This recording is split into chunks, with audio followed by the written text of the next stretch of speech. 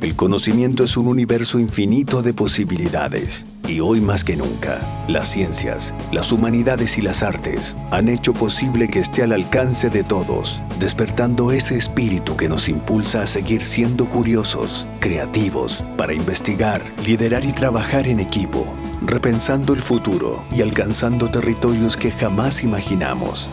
Es el mismo espíritu que un día llevó a esos pioneros a derribar los límites humanos para encontrar respuestas en la cima de una montaña, en las profundidades del océano, en la inmensidad del espacio, o buscando una probabilidad en 1.000.000.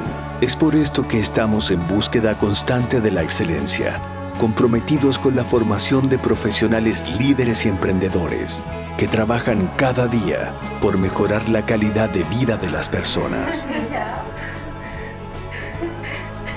Porque no hay desafíos imposibles para espíritus sin límites, para espíritus emprendedores.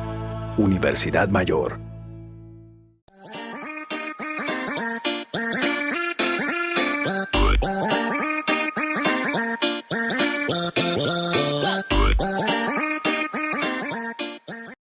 Hola chicos, ¿cómo están? Estamos por empezar nuestra clase número 27 de física. Hubo un cambio de horario, el cual fue publicado en Facebook y en las redes sociales, solo con física y matemática. Los demás, biología, historia y química, siguen en su horario normal. El cambio es que el día lunes de 5 a 6 va a ser física y después de 6 a 7 va a ser matemática, ¿ya? Nada más que eso, pero lo demás continúa. Las otras materias continúan entonces en su horario normal. Entonces, chicos, como yo les mencioné, para la gente que estábamos en la clase de física, yo les comenté que hoy iba a ser, bueno, que en realidad esta clase iba a ser la última del plan común, que tiene que ver todo con esto de primero y segundo medio, ¿sí? Nos faltaba ver una cosa muy pequeña, que era sobre la teoría nebular, que es una teoría que explica el origen del sistema solar, ¿sí? Ahora, y el ejercicio, y después hice como un resumen de ejercicios de admisión 2005, 2006, 2017, de esta parte de Tierra y Universo, pero de primero y segundo medio, ¿ya? Y como alguien nos pregunta a nuestra compañera si vamos a alcanzar, vamos a alcanzar. En física, para la gente que ha estado viendo las clases, hemos perdido varias clases. Por eso, chicos, es súper importante que estén siempre atentos a las redes sociales. Ya tenemos que recuperar clases sí o sí para que podamos pasar toda la materia del electivo. Y esas clases, cuando se recuperen, van a ser avisadas mediante... Por lo general la información se sube en Facebook, ¿ya? Entonces, para que estén súper atentos a la información, este cambio de horario también había sido avisado por Facebook. Yo sé que los toma así como de sorpresa, pero ya este es el horario definitivo para física y matemática de aquí hasta que tengan que dar la PSU, ¿sí? Ya, chicos, entonces, empecemos con esta última teoría que nos quedaba por ver del origen, que tiene que ver con el origen del sistema solar. Después vamos a ver que es como un resumen de todo lo que hemos visto de Tierra y Universo de primero y segundo medio. Ya, y como acabo de decir, a partir de la próxima semana ya empezamos con todo lo que es plan electivo. Pero recuerden que el plan electivo de física también comprende la materia de primero y segundo medio, pero además se le suma lo de tercero y cuarto. Ya, eso es súper importante. Entonces empecemos con esta idea chiquitita que nos quedó por ver, que es la teoría nebular. Ya, no es la única teoría, chicos, que existe, no es la única teoría que existe para el origen del sistema solar, pero una de las últimas que ha sido más aceptada, ¿sí? Es del filósofo alemán Kant y del astrónomo Laplace. Ahí salen los años, el sistema, y esta teoría dice que el sistema solar nace de una nube de gas y polvo cósmico, eso es súper importante, que es resultado de la explosión de una supernova hace más de 4.500 millones de años. Entonces, ¿qué dice esta idea, chicos? Primero dice que tenemos que es una supernova es una estrella muy grande, mucho más grande que el Sol, que explota, ¿ya? Porque colapsa. Esta explota y se genera esta nube de gas y polvo, ¿ya? Esa es la primera idea. Entonces tenemos una nube de gas y polvo debido a la explosión de una supernova. ¿Y qué viene después? Después dice, la atracción gravitatoria hizo que se formase una gran masa central, protosol, en torno al cual giraba un disco de partículas de polvo y gas, que el material más pesado se queda en el centro y el más ligero en la periferia. Entonces, Primero, tenemos esta supernova, esta explota y nos queda esta nube de gas y polvo, ¿ya? Ahora, ¿qué viene a continuación? La materia se empieza a juntar como en el centro, ¿ya? Los materiales más pesados se van al centro y lo demás se empieza a esparcir hacia la periferia. Eso es lo que me está diciendo acá. Ahora, dice, cuando me habla de protosol, lo único que me está diciendo que todavía el Sol no está como nosotros lo conocemos hoy en día. Ya se empezó a formar este cuerpo que nosotros denominamos Sol, pero todavía no está del todo, ¿ya? Ahora, ¿qué pasó? Que las partículas del disco giratorio se fusionaron formando cuerpos de mayor tamaño, los planetesimales, ¿ya? Entonces, chicos, ahora tenemos entonces la explosión de la supernova, una nube de gas y polvo. Esta nube, imagínense, esta nube de gas y polvo empieza a rotar. El material más pesado se concentra todo en el centro de esta nube, pero aún así quedan materiales como en la periferia. Y estos materiales que van quedando en la periferia, fíjense que van rotando, van a colisionar y se van a ir formando los planetísimas, que en el fondo son los planetas de hoy en día que nosotros conocemos como la Tierra, Marte, Júpiter, ¿ya? Pero así se empezaron a formar. Ahora, finalmente fue el viento solar. Acá y en esta etapa ya tenemos el Sol, ya el Sol está, ya se creó el Sol en su tamaño original, y dice que el viento solar del joven Sol esparció el gas y polvo en el disco planetario, diseminándolo en el espacio interestelar, poniendo fin así al crecimiento de los planetas. Entonces quiero que miren esta imagen. Es más o menos lo que resumen. La primera imagen tenemos entonces esta nube de gas y polvo. Después pasamos a esta segunda imagen que está acá, que es como bien rojita con amarillo. ¿Y qué pasa en esta parte? Los materiales más pesados se van al centro de esta nube, pero igual van quedando algunas partículas en la periferia. Esta nube de gas y polvo empieza a rotar, como sale acá en la tercera imagen. Fíjense que ya se empiezan a ver como estos anillos, ¿ya? Y debido a colisiones, ¿ya? Y a la gravitación se van formando los planetas con este material que quedó como en la periferia. Una vez que se forman los planetas, fíjense acá ya sigue rotando, se van formando los planetas porque se van uniendo pedacitos de partículas que están en la periferia hasta que se forman los planetas. Y todos los residuos que quedaron en las periferias, la teoría dice que fue los vientos solar quien sacó todo este poquito de partículas que quedaron ahí sobrando, ¿ya? Entonces, ahora, eso era lo único que nos faltaba, chicos, de ver para la gente que está dando física. Lo único que nos falta de ver sobre Tierra y universo. Yo les voy a mostrar un videito más o menos que explica lo que yo acabo de hablar. Es muy corto, es de un documental. Yo les había mencionado que hay varios documentales y series. Le dije la serie Cosmos, que era muy buena, que explica muy bien esta parte de Tierra y universo, porque se nos hace mucho más fácil cuando nosotros vemos, al menos en esta parte, cuando vemos imágenes, videos, ¿ya? Entonces vamos a ver este video que resume un poquito la teoría nebular, que explica el origen del sistema solar. Así que, chicos, atentos al video, ¿ya? Es una bola de fuego generada hace miles de millones de años tras una enorme explosión conocida como supernova. Tras esa explosión titánica en la que estalló una estrella mucho mayor que el Sol, quedaría una enorme nube de gas muchas veces mayor que el sistema solar, y pequeños cúmulos de material que se irían uniendo dentro de esa gran nube. Hace unos 5.000 millones de años, unos 10.000 millones de años después del Big Bang, que según los científicos dio inicio al universo, esa nube empezó a disminuir debido a la atracción de la gravedad. Nuestro sistema solar probablemente surgió de uno de esos cúmulos de gas autogravitante que se amalgamó y poco a poco se dio la vuelta, a medida que giraba, como un patinador que extiende los brazos durante un giro, hasta que la estrella y los diversos planetas se incorporaron a su alrededor. Por último, cuando la estrella tenía suficiente densidad, se iniciaría la fusión, empezaría a brillar y emitiría luz. ¿Por qué creen los científicos que el Sol nació de las cenizas de una supernova? La prueba está bajo nuestros pies. Los elementos complejos y pesados, como el uranio que extraemos de la Tierra para alimentar nuestras centrales nucleares, no pudieron haberse formado en el Sol. En una estrella de ese tamaño, no hay suficiente calor para crear elementos más pesados que el hierro. Los elementos pesados, como el uranio, solo pueden crearse en una explosión cósmica enorme. La Tierra y los demás planetas del sistema solar se formaron a partir del mismo cúmulo de gas que creó el Sol. En ese proceso el Sol absorbió el 99% de la masa. Eso significa que es el mayor objeto cósmico de nuestro sistema solar y que ejerce la mayor fuerza de gravedad. Por eso todo gira en torno a él.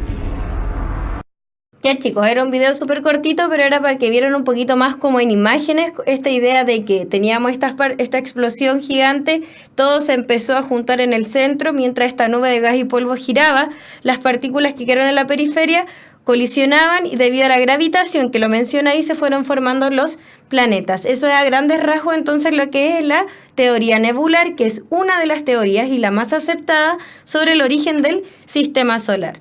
Y como algunos están preguntando, esta es la última clase de plan común que tiene que ver con toda la materia de primero y segundo medio. La próxima clase, que recuerden ahora va a ser los lunes de 5 a 6, empezamos con electivo, que en realidad electivo también comprende primero y segundo medio, pero como ya se pasó, vamos a seguir con la materia de tercero y cuarto, ¿sí? Chicos, yo en esta ocasión, como era poquita materia la que nos quedaba, para resumir un poco toda esta idea de Tierra y Universo de primero y segundo medio, revisé las pruebas de los años anteriores, la admisión 2015, 2016, 2017, ¿ya? Y saqué todas las preguntas de primero y segundo medio que tenían que ver con todo lo que hemos visto, ¿ya? Así que, para que estén todos atentos, la gente que llegó así como a ver física ahora porque pensaban que era matemática, también si van a dar ciencias pongan atención porque vamos a hacer como un resumen a grandes rasgos de todo lo que hemos visto, ¿ya? Y para que vayan cooperando a medida que sepan la respuesta. Entonces, ejercicio número 1, esta fue obtenida de la admisión 2015 y era pregunta de plan común, ¿ya? Dice, de acuerdo a la teoría tectónica de placas, ¿cuál de las siguientes opciones es correcta? Primero dice que en los bordes convergentes las placas aumentan de tamaño. Voy a leer y después vamos a hacer una pequeña explicación. La distancia entre dos puntos situadas en placas distintas permanece constante. C. El área de cada placa ha permanecido constante en el tiempo.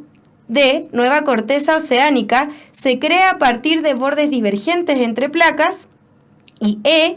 La cantidad de placas existentes ha permanecido constante en el tiempo.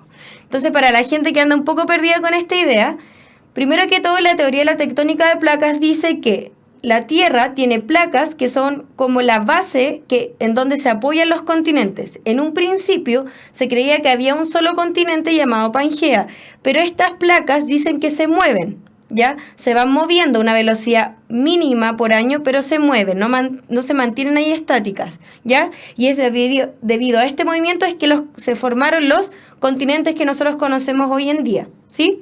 Eso es importante. Ahora, nosotros vimos que los límites entre placas, habían diferentes límites. ¿Qué significa eso? Como hay más de una placa, imagínense que es como un rompecabezas. Entre una pieza y otra hay límites. Dentro de esos límites nosotros teníamos los que mencioné primero, que son los convergentes. Como le dice la palabra, convergen, se juntan, ¿sí? Entonces, si algo se está juntando, imagínense qué va pasando con las placas. No va aumentando de tamaño, van de hecho perdiendo. Entonces por eso la A es falsa. Y todo aquello que dice que permanece constante también son falsas, porque por ejemplo, la distancia entre dos puntos situados en placas distintas permanece constante. Si las placas están en constante movimiento, su área, ni siquiera estos puntos situados ni distancias van a poder ser constantes. Y como bien dice nuestros compañeros es la letra D, que dice nueva corteza oceánica se crea a partir de bordes divergentes entre placas. ¿Sí? ¿Y por qué? Acá yo les puse una imagen que resume esta idea. Los bordes entre estas placas tectónicas que acabamos de mencionar, que son sólidas y que son aquellas que sostienen a los continentes, pueden ser de tipo convergente, divergente y transformante, ¿sí? ¿Qué quiere decir convergente? Como lo dice la palabra, chicos, se juntan. Si algo se juntan, fíjese lo que pasa, y una placa puede entrar bajo la otra, y en este caso tenemos destrucción de corteza, ¿ya?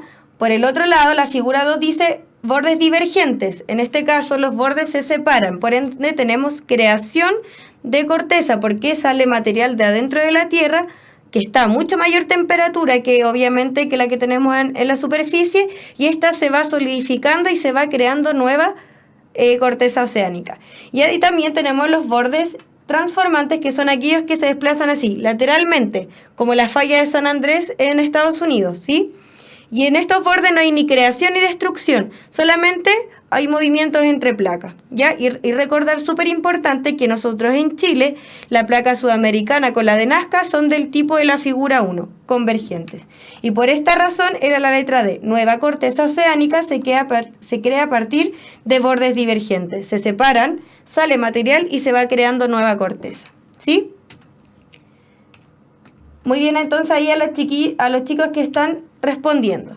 Ejercicio número 2, también es de la admisión 2015, es de plano electivo, pero la puse igual, chicos, porque es materia que nosotros hemos visto, así que igual nos sirve para ir reforzando. Y dice, si se percibe un terremoto costero, tal que cuesta mantenerse en pie, lo más probable es que ocurra un tsunami, ¿sí? Se afirma correctamente que la causa directa de este posible tsunami sería A, la corta distancia al epicentro del terremoto, B, la gran intensidad del terremoto, C, la propagación de ondas longitudinales del terremoto en el mar, D, la superposición de las ondas marinas con las ondas generadas por el terremoto, y E, el desplazamiento vertical del fondo marino debido al terremoto.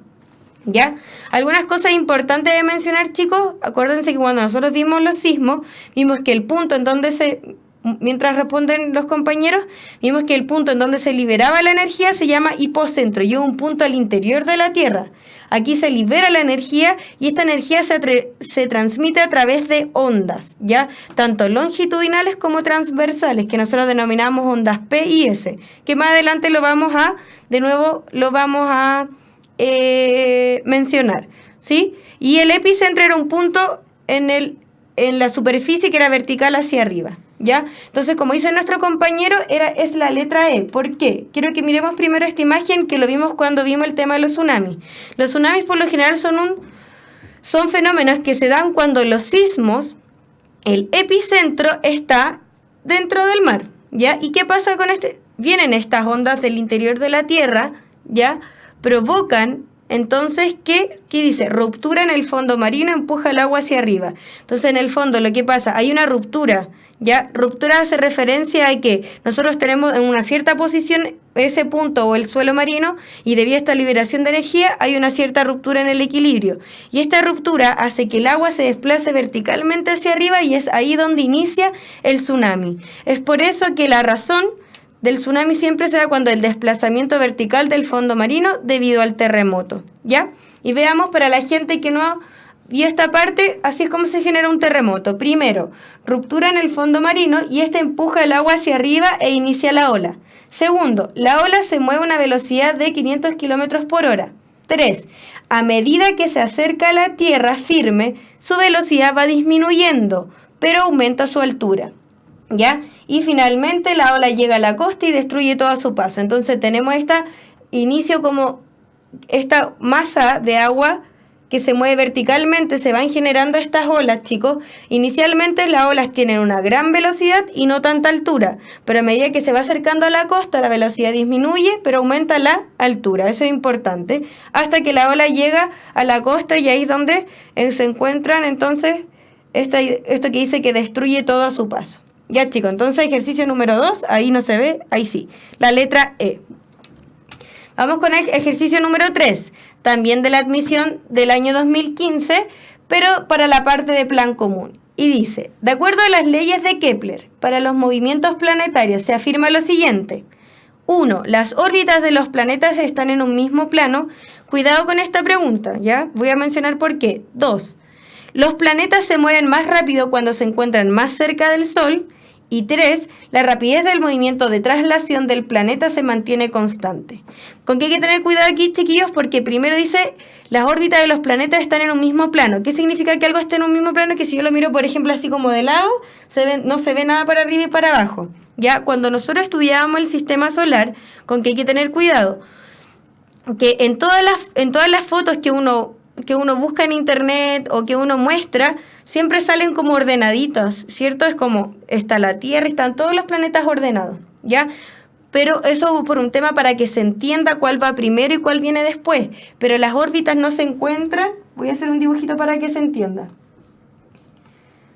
Por ejemplo, nosotros ponemos el Sol aquí, ¿ya? Y empezamos a hacer esto. Y decimos que aquí van los planetas, ¿cierto? Aquí hay uno. Entonces, Claro, si nosotros lo vemos en una imagen, diríamos, sí, las órbitas de los planetas están en un mismo plano. Pero si nosotros lo pudiéramos ver en 3D, podría, por ejemplo, una órbita así, quizás la otra va a estar así, así. No obstante, hay un planeta antes que otro, ¿sí? Debido a que son órbitas más pequeñas.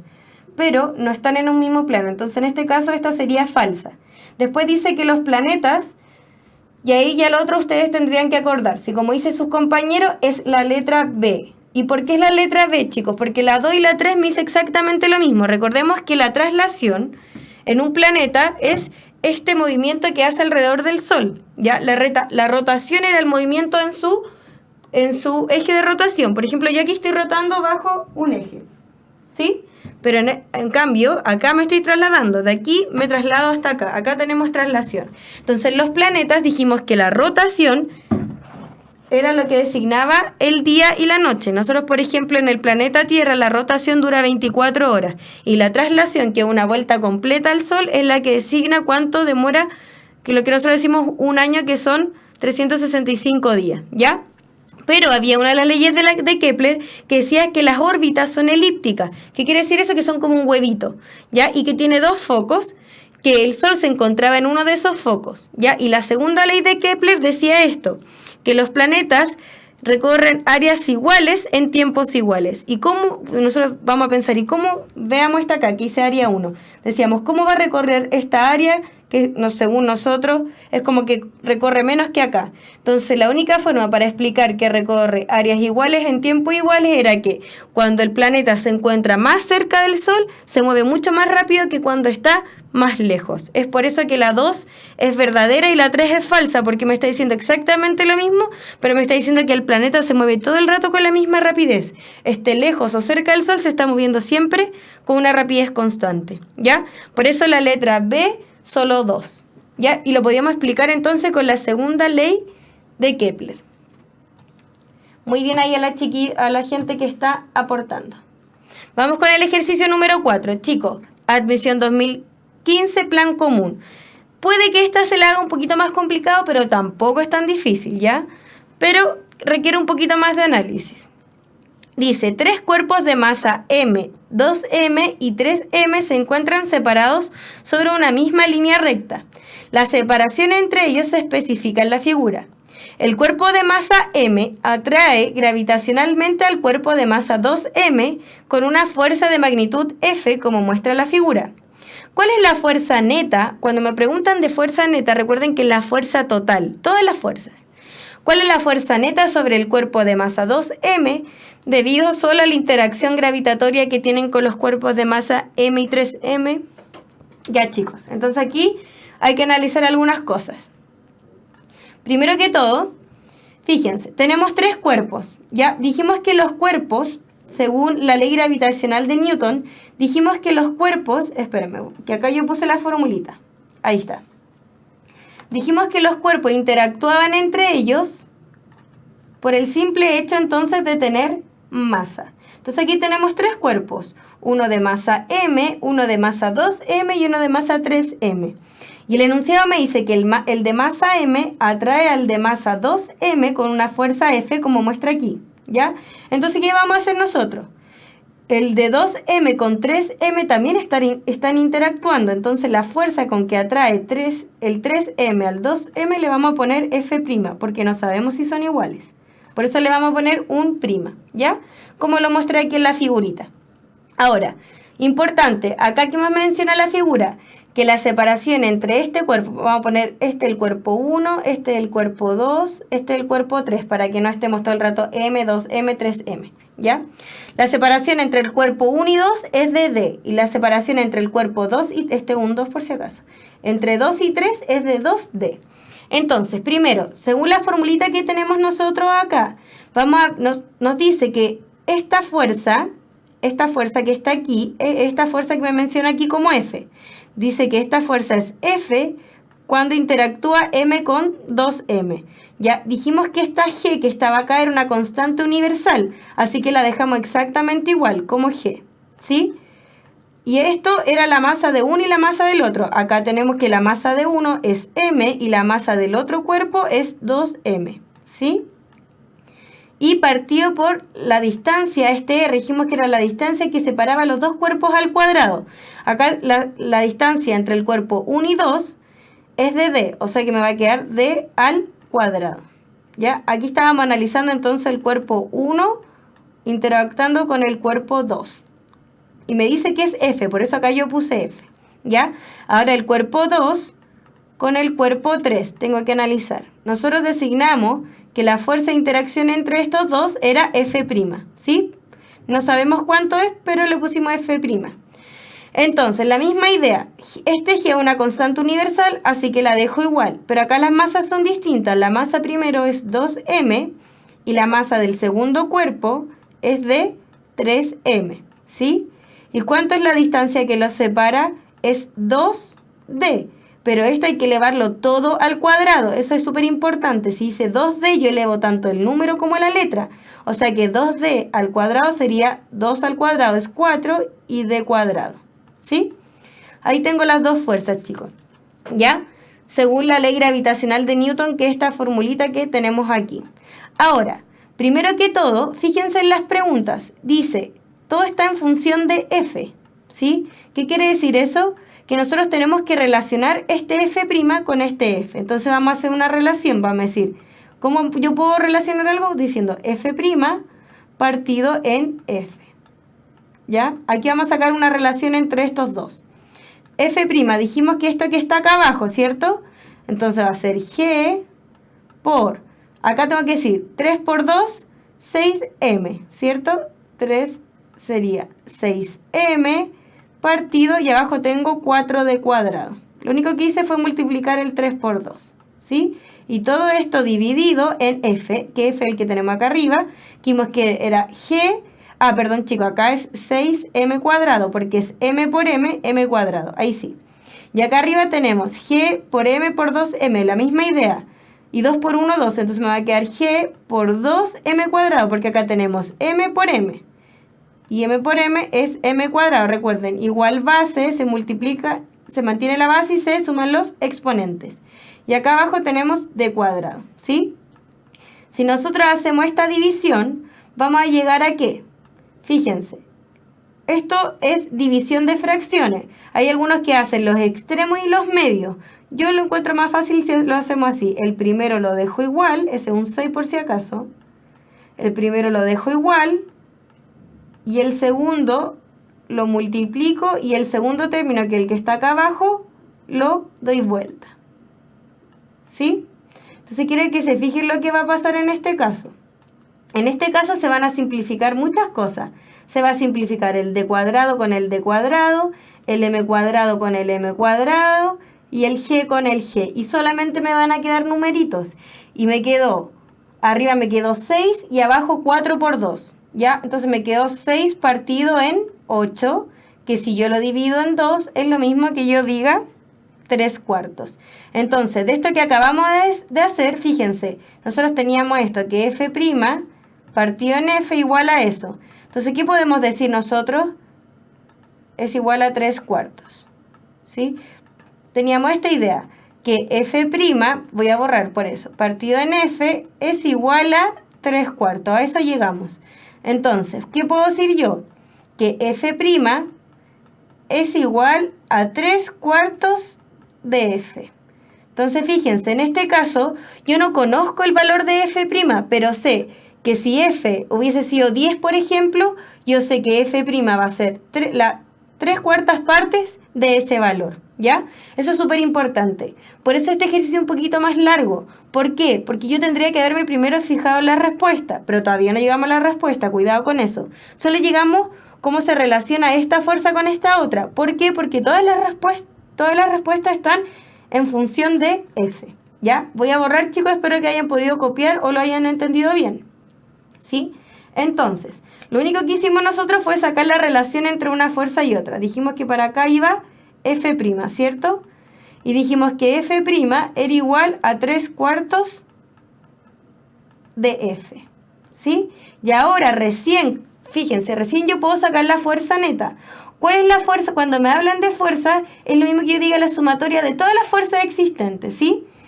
Entonces, ¿cuáles son las fuerzas que interactúan aquí? La fuerza neta o la fuerza total o la sumatoria de fuerzas es exactamente lo mismo. Tenemos primero este F, vamos a dejar por allá positivo, ¿ya? Y tenemos F' que va en el otro sentido, entonces va a ser negativa, menos F'. Por eso tuvimos que sacar una relación, porque fíjense, si yo llego a esto, ¿puedo llegar a alguna respuesta? No. Pero yo ahora sé, F la dejamos como F, ¿cierto? Que esta que está aquí. Pero yo ahora sé que F' es 3/4 de F. Ahora sí puedo llegar a algo, porque fíjense, inicialmente yo podría haber dicho esto que tengo acá, pero no está la respuesta, entonces yo lo que hice primero fue buscar cómo se relaciona F' con F, y lo hice mediante la ley gravitacional de Newton, ¿sí? Si yo resto esto ahora, es lo mismo que yo multiplique por 4 acá, ¿cierto? 4 partido en 4, y esto me daría entonces que la fuerza neta es 1/4 de F. Y ahora sí llegamos al resultado. Entonces puedo descartar esta, esta y esta. Ahora, fíjense que dice 1/4 de F. Pero como es una fuerza, es un vector. Por eso yo, chicos, lo puse con flechita. Y por eso acá, si una la consideré positiva, hacia allá, esta la consideré positiva, la otra como iba hacia el otro lado, la consideré negativa. Por eso puse este negativo aquí, porque las fuerzas son vectores. Entonces, importa el sentido. Estas están en la misma dirección, pero en distintos sentidos. Por eso el menos. Ahora, la fuerza resultante, ¿para dónde va a apuntar? Me van a decir, ¿para allá o para allá? Sí, esa es la duda, porque acá dice 1/4 de F hacia el cuerpo de masa M o 1/4 de F hacia el cuerpo de masa 3M. La fuerza neta siempre va a apuntar hacia aquella en donde la cual era más grande. En este caso, ¿cuál es más grande? ¿F o F'? Obviamente es F. Fíjense, si F, por ejemplo, vale 4... Hagamos un ejemplo. Si F es igual a 4, ¿cuál va a ser el valor de F'? Que es F' es 3/4 de F. O sea, 3/4 por 4. Esto lo puedo simplificar y llegaríamos que F' es igual a 3. ¿Cuál es mayor? F. ¿Ya? Entonces siempre la fuerza neta va a apuntar para aquel sentido en donde las fuerzas que estábamos comparando sea mayor. En este caso, ¿cuál era mayor? F, por ende, va a ser 1/4 de F hacia la masa M, ¿sí? Alternativa correcta, entonces, letra D. Chicos, entonces, ¿cuál era la complicación de este ejercicio? Yo puedo tener súper claro que esta F y esta F'.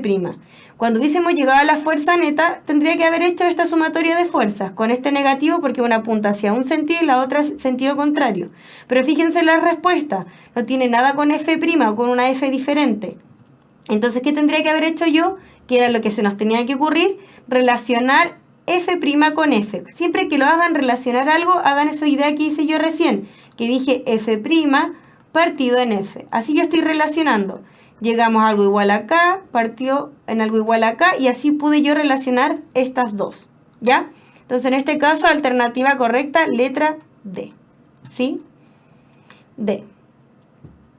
Y la letra E, perdón, chicos, que no se veía. 1/4 de F, pero apuntando hacia el otro lado, hacia 3M. ¿Sí? Ya, chicos, entonces letra D, alternativa correcta.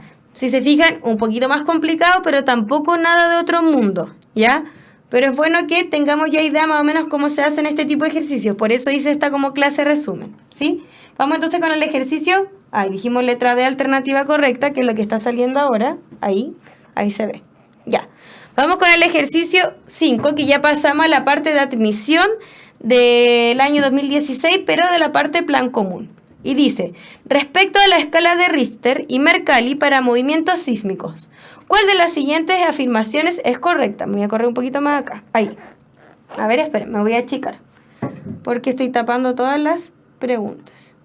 Perdón. Vamos a ver si me puedo achicar un poco. No, parece que no. Pude. Súper. Ya, chiquillo, ahí sí. Yo quedé más chiquitita, pero ahí se ven todas las alternativas. Entonces, primero dice A. Dice perdón. Parece que me adelanté. Ahí sí. Ya. Respecto a la escala de Richter y Mercalli para movimiento sísmico, ¿cuál de las siguientes afirmaciones es correcta? A. La escala de Mercalli se usa cada vez menos debido a sus imprecisiones. B. Ambas se miden con sismógrafos, pero de diferente tipo. C. La escala de Richter se puede emplear con sismo de cualquier intensidad, pero no la de Mercalli. D. La escala de Richter mide la intensidad del sismo y la de Mercalli mide la energía liberada. Y E. La escala de Richter mide la energía liberada en el sismo y la de Mercalli sus efectos destructivos. Voy a esperar que me dicen algunas personas Chicos, súper bien. ¿Por qué? Vamos a analizar por qué las otras no, que también es importante. Primero que todo, la A dice la escala de Mercalli se usa cada vez menos debido a sus imprecisiones. Es verdad, es una escala subjetiva, pero igual nos da noción de más o menos de cómo fue el sismo, así que la A, nada que ver. Ambas se miden con sismógrafos. Esto es súper importante. ¿Por qué? Nosotros dijimos, y como dice la alternativa E, que la escala de Richter mide la energía liberada. Es una magnitud física, la cual se puede medir.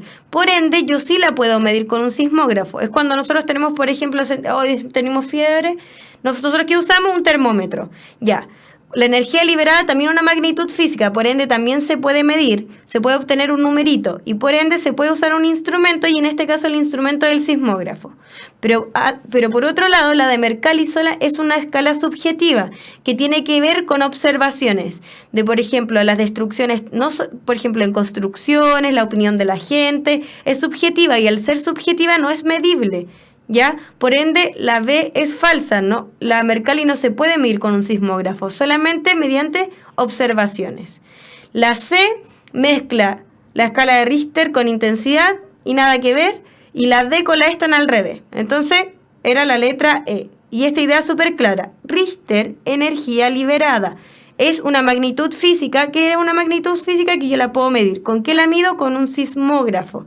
¿Ya? ¿Y en qué sale? Recuerden un papelito que nosotros decíamos que se llamaba sismograma. Por otro lado, la de Mercalli era... y algo importante también recordar de esta escala de Richter era que no tiene límites, ¿ya? Ahora, el sismo más grande fue acá en Chile, el de Valdivia, ¿cierto?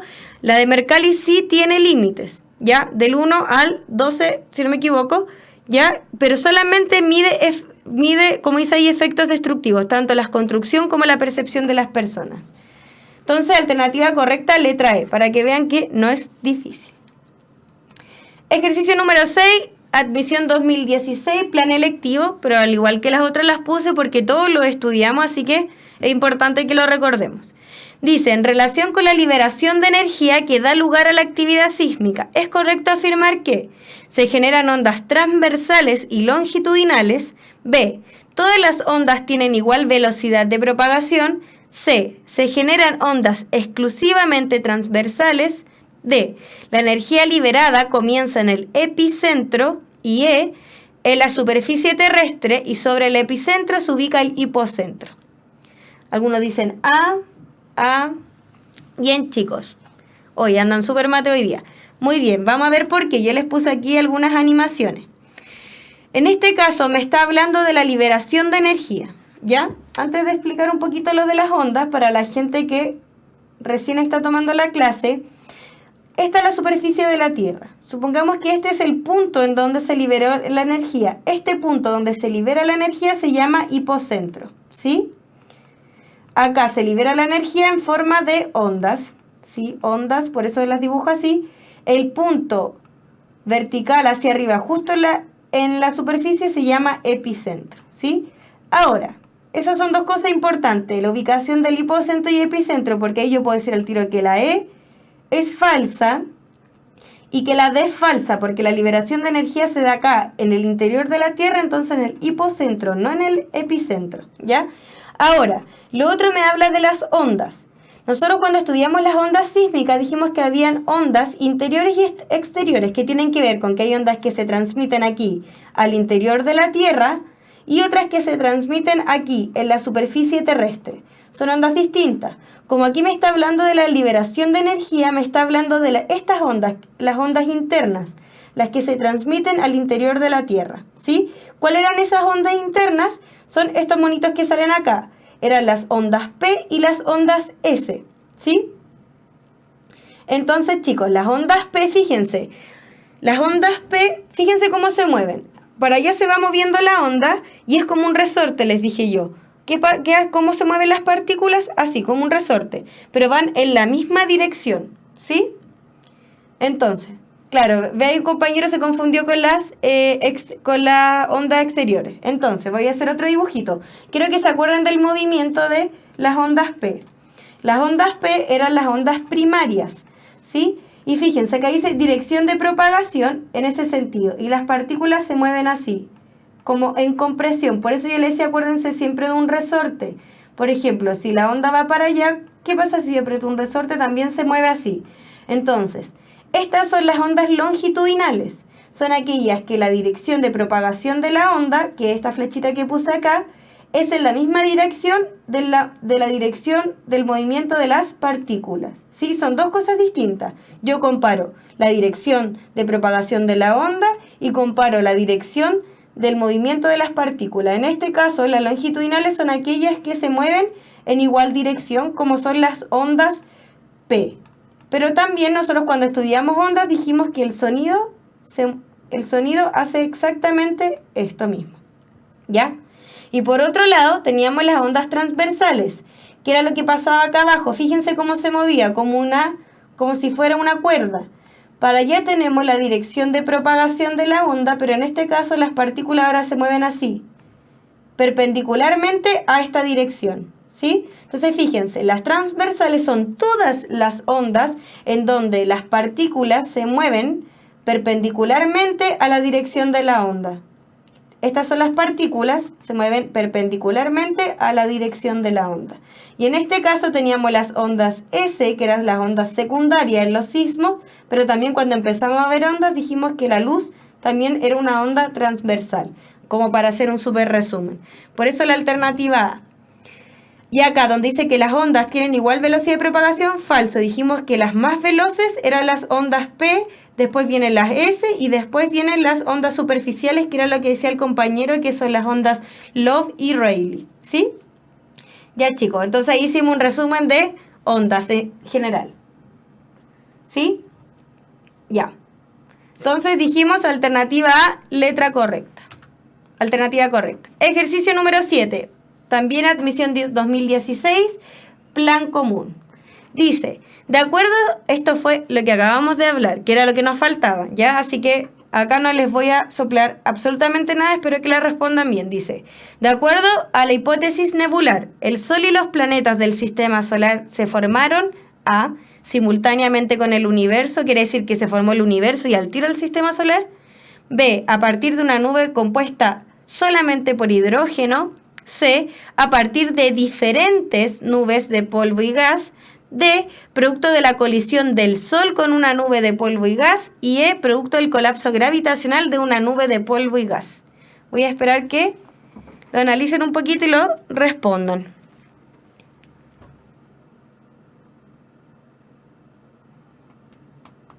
La gente que estaba aportando, lo acabamos de hablar al inicio de la clase. Sí, chicos, letra E. Vamos a explicar por qué las otras no. La primera dice que es simultánea con el universo. Recuerden que nosotros cuando hablamos, la creación del universo, como un compañero lo mencionaba más adelante, se relaciona con el Big Bang, y la creación del sistema solar con esta hipótesis nebular. Pero no, en ningún momento mencionamos que se crearon ambos en el mismo instante, así que la A, falso. La B dice a partir de una nube compuesta solamente por hidrógeno, tampoco. C, a partir de diferentes nubes de polvo y gas, no, dijimos que era una supernova que estalla, explota y genera una nube de polvo y gas que empieza a rotar. Y después la D dice producto de la colisión del Sol. El Sol el Sol nace de esta explosión y de esta nube de polvo y gas. No estaba el Sol por separado y después se le añade los planetas. Por eso es la letra E, ¿ya? Entonces esta fue una pregunta de la admisión 2016 para plan común. Ya chicos, súper bien. Continuemos. Y acá yo le puse la imagen para que se recordara. Nube de polvo y gas que fue debido a esta explosión de una supernova. Los materiales se empiezan a concentrar, empiezan a girar, se empiezan a formar estos anillos. Los materiales empiezan a colisionar y se van formando los planetas y se forma el sistema solar. Ejercicio número 8, admisión 2016, es del plan electivo, pero también lo hablamos, al igual que las otras, por eso también lo puse. Dice, la constante G en la expresión que corresponde a la ley de gravitación universal, que era... Ay, perdón, les acabo de soplar la respuesta. Ya, pero no importa. Para la gente, esta era la formulita, que fue la misma que analizamos delante. La constante G, debería haber salido la fórmula y después la respuesta, pero no importa. La constante G, la expresión corresponde a la ley de gravitación universal de Newton, que es esa formulita. Dice, 1 tiene valor 9,8 metros partidos por segundo. Yo ya sé que todos saben que es falso, pero ¿por qué eso es un distractor? Recuerden que cuando, no sé, por ejemplo, nosotros veíamos energía potencial o el peso de un cuerpo, decíamos masa por aceleración de gravedad. Esa aceleración de gravedad es 9,8, ¿ya? Esta es otra constante universal. Dice, tiene el mismo valor en todo el universo. Si es una constante, obviamente tiene el mismo valor siempre, ¿ya? Como toda constante. Y 3, es inversamente proporcional a la distancia al centro del Sol. Ya, quiero que analicemos algunas cosas. Primero, esto fue lo que yo puse cuando hicimos la clase. Entonces, fíjense, G es la constante de gravitación universal, no depende de los cuerpos que interactúan y cuyo valor es tanto. ¿Sí? Acuérdense más o menos del valor. Pero acá el distractor es que no se confundan con este G, con el G que uno conoce, por ejemplo, cuando veíamos el peso de un cuerpo, que decíamos que era masa por aceleración de gravedad. ¿Ya? Esta es una constante de gravitación universal, son distintas. ¿Ya? Primero. La segunda, como una constante, obviamente tiene el mismo valor en todo el universo. Y la tercera, chicos, ¿por qué la tercera es falsa? Cuando ustedes le pregunten, independiente sea esta fórmula, o sea, cual sea la fórmula, y ustedes le pregunten si algo es directa o inversamente proporcional, les voy a hacer un ejemplo. ¿Ya? Con una fórmula da lo mismo. A es igual, por ejemplo, a B partido en C. ¿Ya? ¿Yo qué puedo decir de esta fórmula? Puedo decir que A con B son directamente proporcionales. ¿Sí?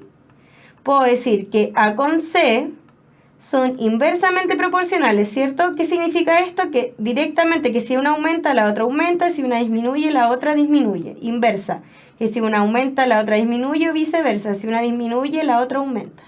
Ahora, si yo quisiera comparar B con C, yo tengo que dejar B y C a diferentes lados de la igualdad. Porque si yo lo miro acá, me van a decir, son inversamente proporcionales. Fíjense que cuando yo comparé A con B y A con C, A está a un lado de la igualdad y B y C al otro lado de la igualdad.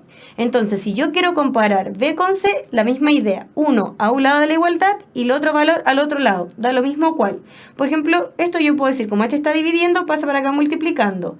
A por C es igual a B. Ahora yo puedo comparar B con C porque están en cada uno a un lado de la igualdad. Y ahora puedo decir que B con C son directamente proporcionales. ¿Ya? Lo mismo para esto y para cualquier caso. Me está hablando de la distancia al centro del Sol y la letra G. Fíjense, G con la distancia sería este R, ¿cierto? Están al mismo lado de la igualdad.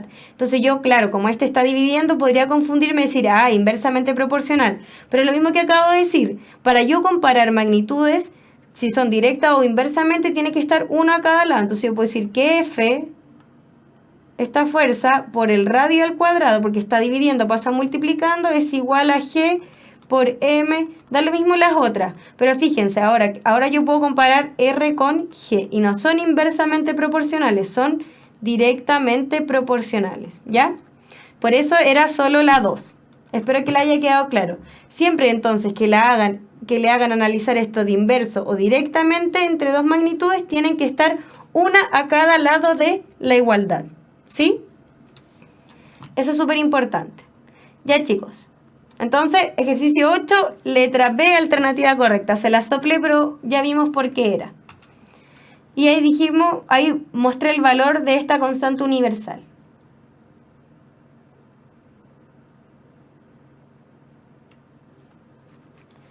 Ya, continuamos. Espérense, un compañero dice, ¿no es inversamente proporcional al cuadrado? No, pues lo acabo de explicar. Si yo quiero comparar esta G con este R, tiene que estar uno a cada lado de la igualdad. Entonces, si este está dividiendo, pasa para este lado de la igualdad multiplicando. Me quedaría así, lo voy a explicar rápidamente porque lo acabo de explicar. Si este está dividiendo y pasa para acá multiplicar, me va a quedar f por r al cuadrado es igual a esta g que está constante por la masa m por m, ¿ya? Esta m es de un cuerpo y esta otra m es de otro cuerpo que están interactuando, ¿ya? Fíjense, ahora como r y g están cada uno a un lado de la igualdad, yo ahora recién las puedo comparar y decir si son inversas o directas. Pero como sale aquí, son directamente proporcionales, no inversamente. Por eso esta era falsa. ¿Sí? Ya, continuemos. Ejercicio número 9. Admisión 2016, plan electivo. Ya. Dice, Io y Europa son satélites de Júpiter. ¿Qué eran los satélites? Chicos, dijimos que los satélites naturales, por ejemplo, en el caso de la Tierra, es la Luna. ¿Ya? Todos los planetas, o no todos, pero la gran mayoría de los planetas tienen satélites naturales. Y los de Júpiter se llaman Io y Europa. Tiene 2. La Tierra tiene uno que se llama Luna. Ya. Io y Europa entonces son satélites de Júpiter. Si el periodo orbital de Europa fuera el doble que el que tiene Io, ¿cuál es la relación que existiría entre los radios medios de las órbitas de ambos satélites? Fíjense, de nuevo me está hablando de relación. O sea que voy a tener que hacer algo muy parecido a lo que hicimos anteriormente. Me está diciendo cómo se relaciona una magnitud con otra. O sea que voy a tener que hacer esa división.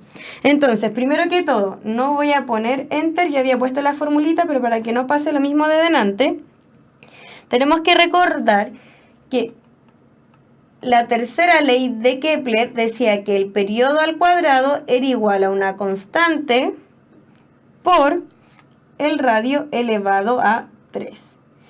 ¿Qué era este periodo, chicos? Esta t es cuánto se demora. Aquí está el Sol, por ejemplo. Aquí está el planeta. Este t es el tiempo que se demora en dar esta vuelta completa.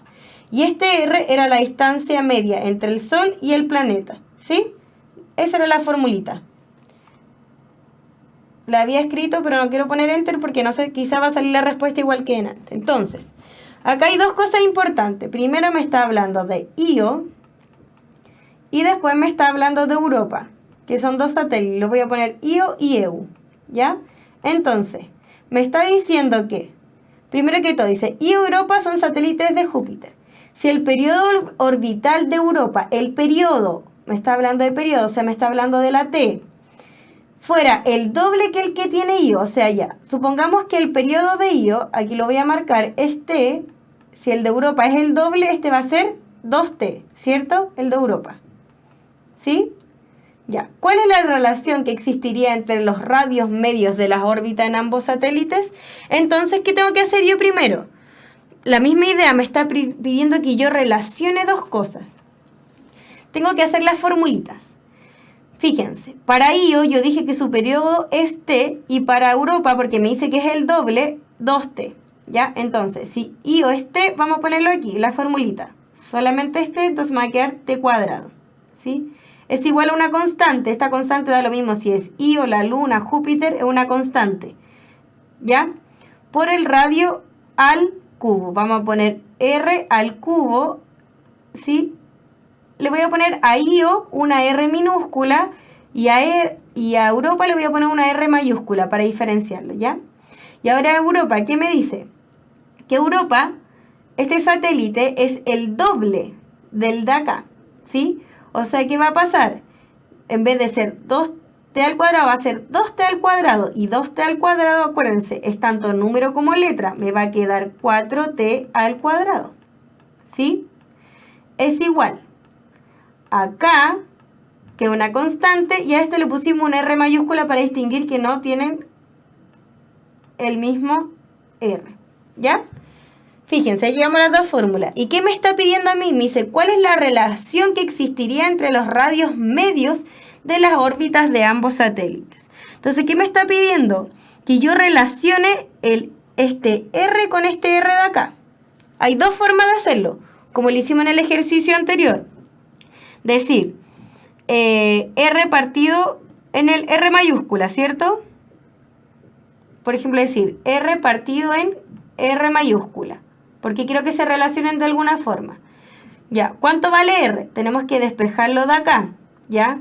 Fíjense, esta acá que está aquí, está multiplicando, entonces va a pasar dividiendo. Me va a quedar t cuadrado partido en k. Lo voy a hacer acá arriba.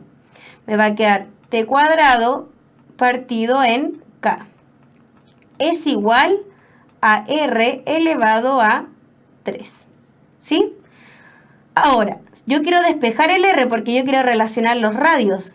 Entonces, para despejar el r, al igual, cuando yo tengo algo elevado al cuadrado, uso raíz cuadrada. Si tengo algo elevado a 3, voy a hacer la raíz cúbica. Entonces, ¿cómo me va a quedar esto? Me va a quedar la raíz cúbica de t cuadrado partido de la raíz cúbica de k va a ser igual a r. ¿Sí? Entonces, acá cuando dice r, yo pongo la raíz cúbica de t al cuadrado partido en la raíz cúbica de k. Ese es este r que está acá. Partido el r grande. Ahora tengo que despejar este r grande que está aquí. Y la misma idea, chiquillos, voy a tener 4t al cuadrado, como está multiplicando el k, pasa dividiendo. Y después pongo raíz cúbica. O sea que me va a quedar raíz cúbica de 4t cuadrado partido de la raíz cúbica de k, ¿cierto? Va a ser igual al r. Aquí lo hice directo, pero el mismo paso que hice delante. Primero, como está multiplicando el k, lo pasé dividiendo y me va a quedar a este lado la igualdad r elevado a 3. Y para que se me vaya ese 3, yo apliqué raíz cúbica, ¿sí? Entonces acá abajo el r me va a quedar 3, 4 t cuadrado, la raíz cúbica de 4t cuadrado partido en la raíz cúbica de la constante. Perdón por los números, me han salido bien feito, ¿ya? Entonces fíjense, la misma idea que hicimos delante. División de fracciones. El primero lo mantengo, raíz cúbica de t cuadrado partido en la raíz cúbica de k, y el segundo lo doy vuelta y multiplico por... Acá este lo giro, este que está acá lo doy vuelta. La raíz cúbica de k, y fíjense, acá chicos tengo 4 por t cuadrado. Esto yo lo puedo escribir así, raíz cúbica de 4, que es una propiedad de las raíces, por la raíz cúbica de t cuadrado. Lo puedo separar solo porque se están multiplicando. Si esto se estuviera sumando, yo no puedo hacer esta separación, ¿ya? Entonces, vamos a escribirlo separado. ¿Por qué? Ya se van a fijar por qué. Entonces, fíjense, me va a quedar aquí 4 por la raíz cúbica de t cuadrado. Entonces, aquí se pueden decir, ¿por qué lo hice? Porque fíjense, este con este se me va a simplificar. Este con este se me va a simplificar. ¿Y qué me quedó? Me quedó que r partido en r grande va a ser igual a 1 partido en 3 raíz de 4. ¿Sí? Entonces, ahora yo puedo multiplicar cruzado y digo que el r grande, porque me va a quedar r por 1, r, es igual a la raíz cúbica de 4 por r pequeño. Y aquí tenemos la respuesta. Entonces veamos, dice, el radio de la órbita de Europa, acuérdense que Europa era r grande y Io es la pequeña. De Europa sería la mitad de la de Io. No, falso. El radio de la órbita de Europa, o sea, el r grande, es la raíz cúbica del radio de Io. Fíjense acá, la misma formulita lo dice. Entonces, en este caso es la opción B. Y el otro caso siempre me compara Europa, o sea, por eso yo dejé el r grande a un lado y esta otra acá, ¿sí?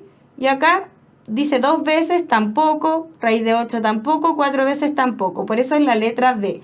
Pero fíjense, acá es muy similar al ejercicio anterior. Me está hablando de relación. Entonces, ¿qué hice yo? Primero planteo una fórmula, después hago esta relación y despejo el r y el r grande de las formulitas que me planteé inicialmente. ¿Por qué? Siempre va a pasar esta idea de que yo voy a poder simplificar cosas y llego a un numerito. Entonces sería la letra B. ¿Sí?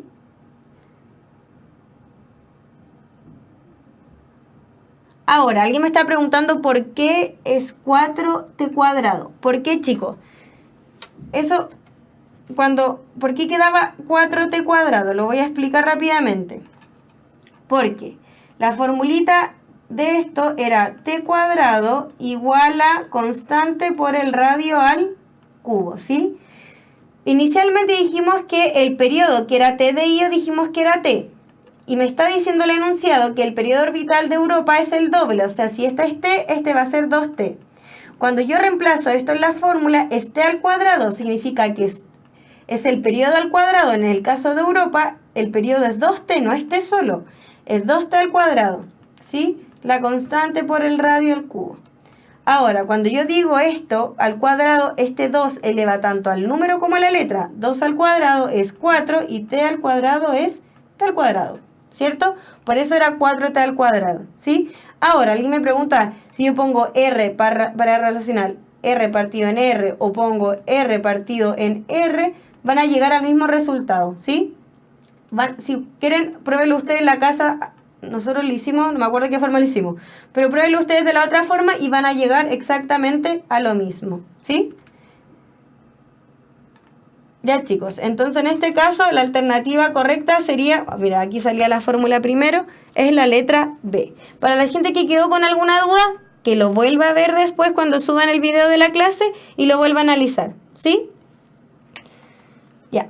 Continuemos, porque ya estamos, de hecho estamos en la hora. Vamos a avanzar muy rápido. Dice, respecto al hipocentro o al epicentro de un sismo, ¿cuál de las siguientes opciones es correcta? A, el epicentro, todas las ondas sísmicas tienen la misma rapidez de propagación. Ya dijimos que no todas las ondas tienen la misma rapidez, así que se la descartamos al tiro. El epicentro se encuentra a mayor profundidad que el hipocentro. Falso.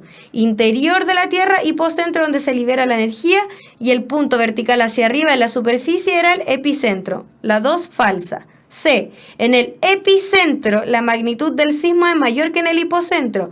Imposible, porque en el hipocentro es donde se libera la energía, por ende ahí la magnitud va a ser la magnitud máxima. ¿Sí? Dice D, en el hipocentro se determina la intensidad del sismo. No, el hipocentro, punto donde se libera la energía. Por ende, se calcula la magnitud, escala de Richter, ¿ya? La intensidad, recuerden que cuando se habla de intensidad de un sismo, se habla de esta idea de esta percepción subjetiva. Y como todos dicen, letra E, el hipocentro es el punto donde se origina el sismo, sí, porque ahí es donde se libera la energía. Y acá les puse un dibujito como que lo expliqué antes, hipocentro interior de la Tierra, las ondas, sí, y el punto vertical hacia arriba en la superficie es el epicentro. Por ende, alternativa correcta, letra E. 11. ¿Es correcto afirmar que las dorsales oceánicas son zonas donde placas tectónicas A, convergen y asciende material a mayor temperatura que la del mar, B, convergen y asciende material a menor temperatura que la del mar, C, se superponen entre sí y no asciende material, D, divergen y asciende material a mayor temperatura que la del mar, y E, divergen y asciende material a menor temperatura. Esta idea de que convergen y asciende material lo podemos descartar al tiro, chicos. ¿Por qué? Cuando las placas convergen dijimos que no asciende material, se destruye material. La única forma que ascienda material es creación. Por ende tiene que ser sí o sí, tienen que como el caso que dicen acá, divergen. Ahora, recuerden, el material que viene desde el interior de la Tierra siempre está a mayor temperatura. Por eso es la letra D. Y es como lo muestra la figurita. Fíjense, las placas se separan, sale este material del interior terrestre y se forman estas dorsales oceánicas que acá aparecen como unas montañitas debajo del mar, ¿ya? Así que muy bien a los chicos que dijeron letra D. Y vamos con nuestra... Ay, no es la última. Ya. Chicos, pero también es súper fácil. La fuerza de atracción, y todas estas han sido de la admisión 2017. La fuerza de atracción que ejerce la Tierra sobre un cuerpo colocado a 6.400 kilómetros del centro de la Tierra es mayor que la fuerza de atracción que ejerce la Luna sobre el mismo cuerpo colocado a 6.400 kilómetros del centro de la Luna. Esto se debe a que A, el radio de la Tierra es mayor que el radio de la Luna, B, la masa de la Tierra es mayor que la masa de la Luna, C, la densidad de la Tierra es mayor que la densidad de la Luna, D, el radio de la órbita de la Tierra es mayor que el radio de la órbita de la Luna, y E, el cuerpo está más cerca de la superficie de la Tierra que la superficie de la Luna. ¿Qué dice el público? D. Ya, chicos, en este caso no es la letra E, es la letra B. ¿Por qué? Fíjense, me está diciendo que esta fuerza, en el caso de la Tierra, es mucho más grande que en el caso de la Luna, ¿sí? ¿Y debido a qué puede que sea más grande? Analicemos esto. ¿Ya? Tenemos fuerza de esta Tierra de la Tierra, por eso puse T, con el cuerpo, ¿sí? Entonces, G es una constante, ¿sí? Supongamos que la masa del cuerpo es esta M chiquitita. El R es 6.400 kilómetros, o sea, va a ser 6.400 al cuadrado, ¿sí? Después dice que la fuerza de la Luna con este cuerpo es más pequeñito. ¿Y qué puede variar? G va a ser lo mismo, la masa de este cuerpo va a ser la misma, y me dice que la distancia entre la Luna y el cuerpo también es 6.400 al cuadrado. Lo único que varía es que la masa de la Tierra es más grande que la masa de la Luna, ¿sí? La masa de la Tierra es mayor que la masa de la Luna. Así que cuidado con eso del radio de la órbita, porque cuando hablamos de fuerzas de interacción entre cuerpos, en ningún lado se habla de...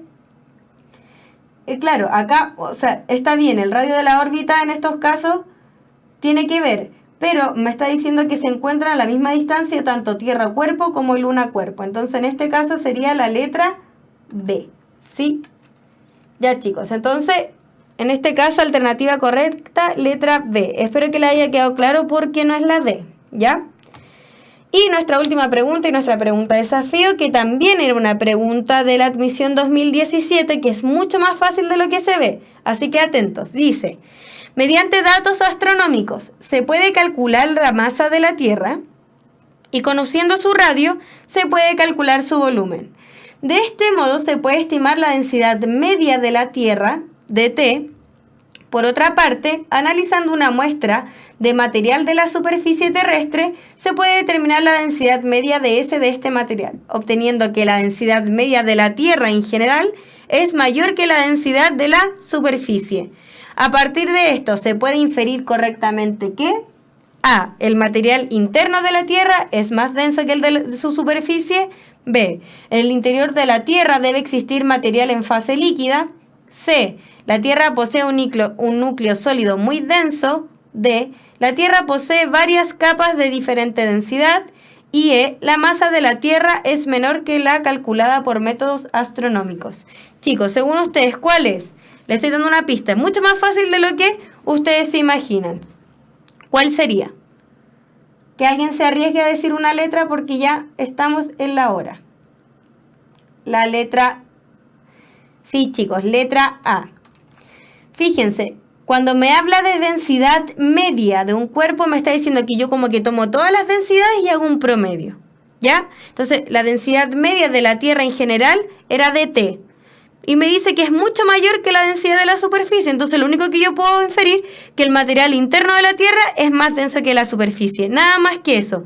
¿Por qué las otras cosas, por ejemplo, que habla de fase líquida, un núcleo muy sólido? Nada que ver.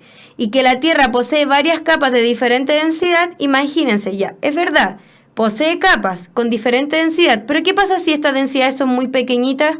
Podría haber sido que esta densidad media hubiese sido mucho menor que la de la superficie, ¿ya? Así que por eso era aquí el desafío. De repente uno cree que es más difícil de lo que piensa y no es así. Y la masa de la Tierra, la E no tenía nada que ver. La dificultad estaba entre la A y la D. Pero que le haya quedado clara por qué no la D y sí la A. La D no puede ser porque supongamos que las densidades del interior de la Tierra son muy pequeñas. En ese caso no calzaría con que dt es mayor a ds. O que la densidad de la Tierra, la densidad media de la Tierra, es mayor a la densidad de la superficie. ¿Sí? Por eso en ese caso, letra A.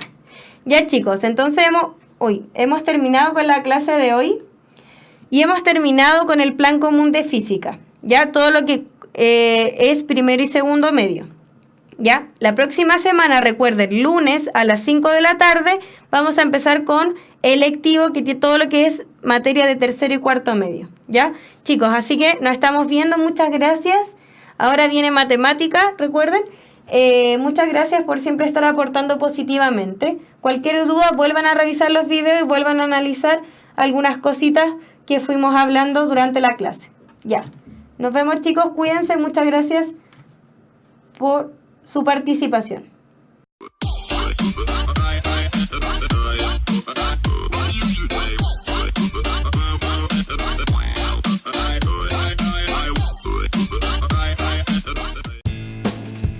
El conocimiento es un universo infinito de posibilidades Y hoy más que nunca, las ciencias, las humanidades y las artes han hecho posible que esté al alcance de todos, despertando ese espíritu que nos impulsa a seguir siendo curiosos, creativos, para investigar, liderar y trabajar en equipo, repensando el futuro y alcanzando territorios que jamás imaginamos. Es el mismo espíritu que un día llevó a esos pioneros a derribar los límites humanos para encontrar respuestas en la cima de una montaña, en las profundidades del océano, en la inmensidad del espacio, o buscando una probabilidad en 1.000.000. Es por esto que estamos en búsqueda constante de la excelencia, comprometidos con la formación de profesionales líderes y emprendedores que trabajan cada día por mejorar la calidad de vida de las personas. Porque no hay desafíos imposibles para espíritus sin límites, para espíritus emprendedores. Universidad Mayor.